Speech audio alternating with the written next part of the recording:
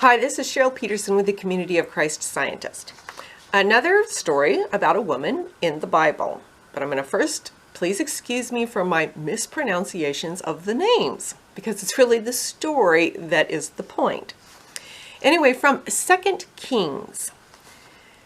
Now, when Athaliah, the mother of Ahaziah, saw that her son was dead, she arose and destroyed all the royal family. But Jehosheba, the daughter of King Joram, sister of Ahaziah, took Joash the son of Ahaziah and stole him away from among the king's sons who were being put to death, and she put him and his nurse in a bedroom. Thus they hid him from Athaliah, so that he was not put to death. And he remained with her 6 years, hidden in the house of the Lord, while Athaliah reigned over the land.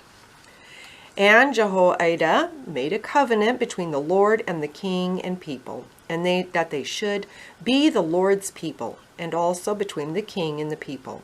Then all the people of the land went to the house of Baal and tore it down. His altars and his images they broke in pieces, and they killed Matan, the priest of Baal, before the altars.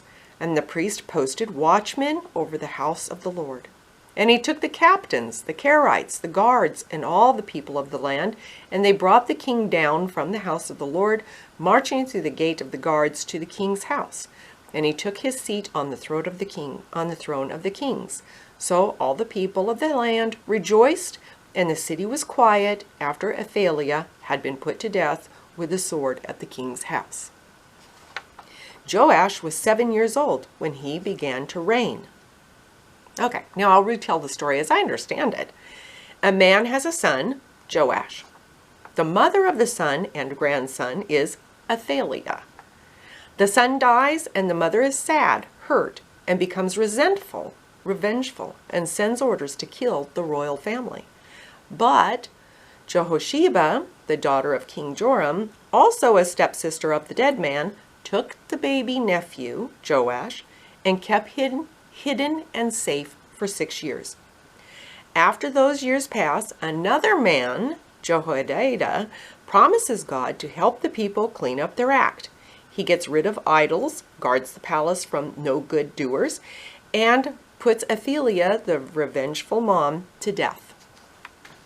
Back to Jehosheba. She reveals the 7-year-old child, Joash, and he is made king. Now, we can repeat this human history story or take a look at the spiritual history. Let's do that. Let's look at the spiritual history or the mental activity. The mother consciously entertained thoughts of despair and retaliation and meanness, which ends in destruction. Then we have Jehosheba, who consciously entertained thoughts of proaction and honest analysis. Jehosheba did not ignore the fact that her stepmother had a mental breakdown. Jehosheba also had like a scientific mind. She had a theory. If she hid the child, Joash, he would be safe from destruction. Her theory proved true. And this shows an unbreakable link. Not only at the time, it was an unbreakable link in the ancestry from Abraham to Christ Jesus, but more important, it showed an unbreakable bond between God and creation, between God and us.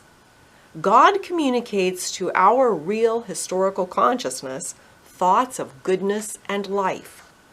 When it comes to honoring women in history, I can honor their thought process more than a list of human accomplishments. Let's face it, human accomplishments come and go, but the divine consciousness, so very conspicuous in women's history, has always been and is here to stay.